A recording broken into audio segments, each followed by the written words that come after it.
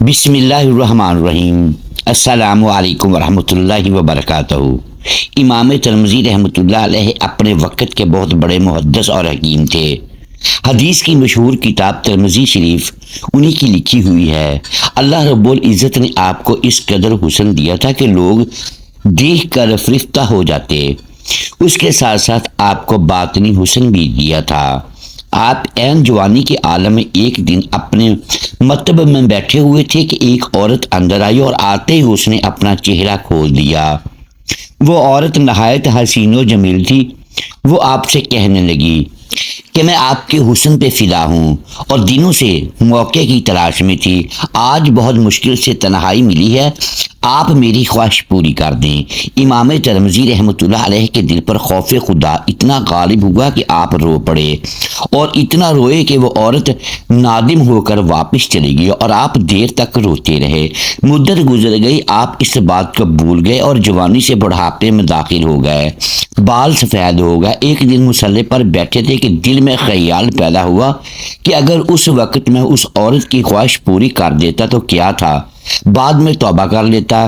لیکن جیسے ہی یہ خیال دل میں آیا فوراً رونے لگ گئے اور کہنے لگے، اے رب کریم، جوانی میں تو یہ حالت تھی کہ میں گناہ کا نام سن کر ہی اتنا رو دیا تھا کہ وہ عورت میرے رونے سے نادم ہو گئی تھی۔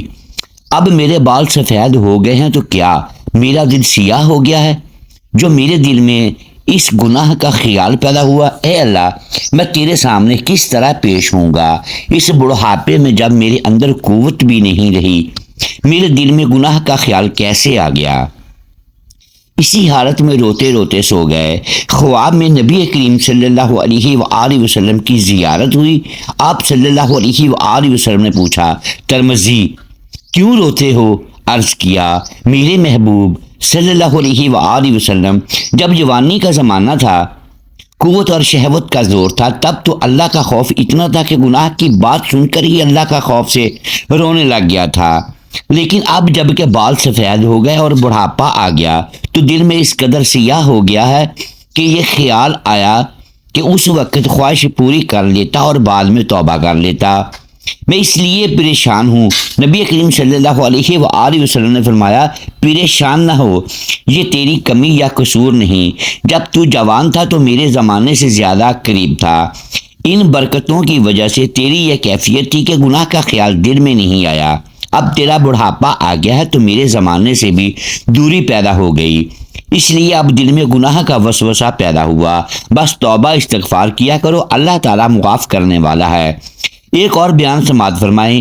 ابن عساکر نے عبداللہ ابن حذیفہ سمی کی سوانح عمری میں لکھا ہے، یہ صحابی تھے، ان کو رومیوں نے گرفتار کر لیا۔ انہوں نے اسے اپنے بادشاہ کے سامنے پیش کیا۔ بادشاہ نے انہیں کہا کہ آپ نصرانی بن جائے، میں آپ کو اپنے اقتدار میں بھی شریک کرتا ہوں اور اپنی لڑکی آپ کے نکاح میں دیتا ہوں۔ انہوں نے کہا کہ اگر تو مجھے اپنی پوری مملکت دے دے اور تمام عربوں کی حکومت بھی عطا کر دے اس کے عوض کہ میں محمد صلی اللہ علیہ وآلہ وسلم کے دین کو ترک کر دوں اور وہ بھی پلک جھپکنے جتنی دیر کے لیے، تو بھی میں یہ کام نہ کروں گا۔ اس نے کہا تو پھر میں تمہیں قتل کر دوں گا۔ انہوں نے کہا تمہیں اختیار ہے، جو چاہے کرو۔ کہتے ہیں کہ اس نے حکم دیا اور انہیں سولی پر لٹکا دیا گیا۔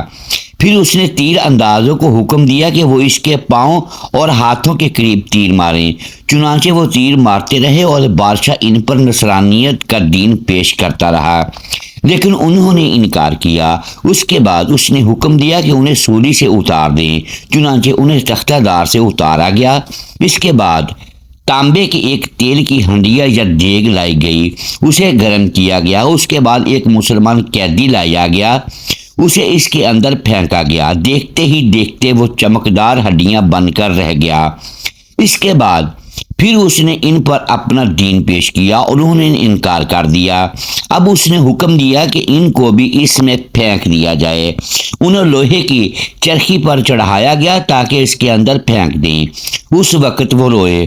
اس پر اس بادشاہ کو یہ لالچ پیدا ہو گیا کہ شاید اب مان جائیں، تو انہوں نے اسے بلایا تو انہوں نے کہا کہ میں رویا اس لیے ہوں کہ میری جان ایک ہے اور یہ ابھی اس دیگ میں ڈال دی جائے گی اور ختم ہو جائے گی، لیکن میری خواہش تو یہ ہے کہ میرے جسم کے ہر بال کے برابر جانیں عطا ہوتی اور وہ اللہ کی راہ میں قربان ہوتی۔ ایک روایت میں ہے کہ اس نے ان کو قید کر دیا اور کھانا بند کر دیا، ایک عرصہ تک یہ پابندی تھی۔ اس کے بعد انہیں شراب اور خنزیر بھیجا تو انہوں نے ان کو ہاتھ نہ لگایا، تو انہوں نے بلا کر پوچھا کہ تم نے ان کو کیوں ہاتھ نہ لگایا؟ انہوں نے کہا کہ یہ چیزیں اس وقت تو میرے لیے حلال ہیں، لیکن میں تمہیں خوش کرنا نہیں چاہتا۔ اس پر اس نے کہا چلو میرے سر ہی کو چوم لو، میں تمہیں رہا کر دوں گا۔ اس پر انہوں نے کہا کیا تم میرے ساتھ تمام مسلمان قیدیوں کو رہا کر دو گے؟ تو اس نے کہا ہاں۔ تو انہوں نے اس کے سر کو چوم لیا اور انہوں نے وہ تمام قیدی رہا کر دیے جو ان کے ساتھ تھے۔ جب وہ لوٹے تو عمر بن الخطاب نے فرمایا ہر مسلمان پر یہ حق کہ وہ عبداللہ بن حذافہ کا سر چومے اور میں اس کی ابتدا کرتا ہوں۔ وہ اٹھے اور انہوں نے ان کے سر کو چوما، اللہ دونوں سے راضی ہو۔ ایک اور بیان سماعت فرمائیں۔ بنی اسرائیل میں ایک عابد کسی پہاڑ کے ایک غار میں رہا کرتا تھا، نہ لوگ اس کو دیکھتے نہ وہ لوگوں کو دیکھتا تھا۔ اس کے ہاں پانی کا چشمہ بھی تھا، وہ اس سے وضو کرتا اور پانی پیتا، زمین میں اگے ہوئے پھلوں سے غذا حاصل کیا کرتا تھا، دن کو روزہ رکھتا اور رات کو قیام کرتا، عبادت میں پاگل سستی نہ کرتا۔ اس پر سعادت کے آثار نمایاں تھے۔ جب حضرت موسیٰ علیہ السلام نے ان کا چرچا سنا تو اس سے ملاقات کرنے کا ارادہ کیا۔ جب دن میں تشریف لے گئے تو وہ عابد نماز اور ذکر و اذکار میں مشغول تھا، اور جب رات کو جانا ہوا تو وہ اللہ عز و جل کی مناجات طلب نجات کے لیے اللہ تعالیٰ کی بارگاہ میں دعا میں مستغرق ڈوبا ہوا تھا۔ حضرت موسیٰ علیہ السلام نے اسے سلام کرنے کے بعد فرمایا اے شخص اپنی جان پر نرمی کرو۔ اس نے عرض کیا اے اللہ کے نبی علیہ السلام مجھے ڈر ہے کہ کہیں غافل نہ ہو جاؤں، موت کا وقت آ جائے اور میں عبادت الہی میں کوتاہی کرنے والوں میں نہ ہو جاؤں۔ پھر حضرت موسیٰ علیہ السلام نے استغفار فرمایا کیا کوئی حاجت تو ضرورت ہے؟ اس نے عرض کی بارگاہ الہی میں عرض کیجئے کہ وہ مجھے اپنی رضا و خوشنودی عطا فرما دے اور تا دم آخر اپنے علاوہ کسی کی طرف مائل نہ کرے۔ چنانچہ جب حضرت موسیٰ علیہ السلام جبل طور پر مناجات کے لیے حاضر ہوئے اور کلام باری تعالیٰ کی لذت میں مستغرق ہو گئے تو آپ علیہ السلام کو اس عابد کی بات یاد نہ رہی۔ اللہ سبحانہ و تعالیٰ نے خود ہی ارشاد فرمایا اے موسیٰ علیہ السلام تجھے میرے عابد نے کیا کہا؟ آپ علیہ السلام نے عرض کیا یا الہی تو خوب جانتا ہے، اس نے مجھے کہا کہ میں تجھ سے دعا کروں کہ اسے اپنی رضا و خوشنودی عطا فرما دے اور اپنے علاوہ کسی میں مشغول نہ کر یہاں تک کہ وہ تجھ سے آ ملے۔ اللہ عز و جل نے ارشاد فرمایا اے موسیٰ علیہ السلام اسے جا کر کہہ دو کہ وہ دن رات میری جتنی چاہی عبادت کر لے، پھر بھی اپنے گزشتہ گناہوں اور برائیوں کی وجہ سے جہنمی ہے، اور مجھے اس کی ایسی ذلیل و رسوا کن باتوں کا بھی علم ہے جو میرے علاوہ کوئی نہیں جانتا۔ چنانچہ حضرت موسیٰ علیہ السلام اس کے پاس تشریف لائے، اسے رب عز و جل کا فرمان سنایا اور اس کے گزشتہ بڑے بڑے گناہوں کے متعلق بتایا۔ تو اس نے کہا مرحبا، میں اپنے رب کا فیصلہ اور حکم دل و جان سے تسلیم کرتا ہوں، وہ ہر شے کو دیکھنے والا ہے، اسے ہر شے کا علم ہے، اس کے حکم کو رد کرنے والا کوئی نہیں، اس کے فیصلے کو پھیرنے والا کوئی نہیں۔ یہ کہہ کر وہ بہت زیادہ رونے لگا اور عرض کی اے موسیٰ علیہ السلام اس کی عزت و جلال کی قسم وہ اگر مجھے اپنے دروازے سے دھتکار بھی دے تو بھی میں اس کے دروازے پر پڑا رہوں گا، کبھی نہ ہٹوں گا، اور اگر مجھے جلا دے یا میرے ٹکڑے ٹکڑے کر دے تو بھی میں اس کی بارگاہ سے کبھی نہ پھروں گا۔ جب حضرت موسیٰ علیہ السلام مناجات کے لیے جبل طور پر تشریف لے گئے تو عرض کی یا اللہ تو خوب جانتا ہے تیرے عابد بندے نے کیا جواب دیا ہے۔ اللہ سبحانہ و تعالیٰ نے ارشاد فرمایا اے موسیٰ علیہ السلام اس کو خوشخبری سنا دو کہ وہ اہل جنت میں سے ہے اور اسے میری رحمت و احسان نے گھیر لیا ہے۔ اور اسے یہ بھی کہنا کہ تو نے میرے فیصلے کو صبر و رضا سے گلے لگا لیا اور میرے سخت حکم و فیصلے کے باوجود راضی رہا۔ اب تیرے گناہوں سے زمین و آسمان اور درمیانی فضا بھی بھر جائے اور تمام سمندر بھی بھر جائے تو بھی میں تیری مغفرت فرما دوں گا، کیونکہ میں بہت کریم اور بخشنے والا مہربان ہوں۔ جب حضرت موسیٰ علیہ السلام نے عابد کو یہ خوشخبری دی تو سجدے میں گر پڑا اور اپنے رب عز و جل کی حمد کی اور سجدے میں پڑا رہا، یہاں تک کہ اس کا طاہر روح کف سے انصری سے پرواز کر گیا۔ ایک اور بیان سماعت فرمائیں۔ حضرت ام سلمہ رضی اللہ تعالی عنہا بیان کرتی ہیں، ایک دفعہ حضور نبی اکرم صلی اللہ علیہ وآلہ وسلم ایک صحرا میں سے گزر رہے تھے کہ کسی نے ندا دینے والے نے آپ صلی اللہ علیہ وآلہ وسلم کو یا رسول اللہ کہہ کر پکارا۔ آپ صلی اللہ علیہ وآلہ وسلم آواز کی طرف متوجہ ہوئے، لیکن آپ صلی اللہ علیہ وآلہ وسلم کو سامنے کوئی نظر نہ آیا۔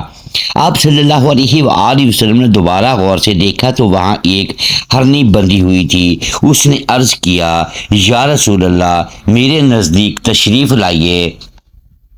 آپ صلی اللہ علیہ وآلہ وسلم اس کے قریب تشریف لے گئے اور اس سے پوچھا، تمہاری کیا حاجت ہے؟ اس نے عرض کیا، اس پہاڑ پر میرے 2 چھوٹے چھوٹے نومولود بچے ہیں، بس آپ مجھے آزاد کر دیجئے کہ میں جا کر انہیں دودھ پلا سکوں، پھر میں واپس لوٹ آؤں گی۔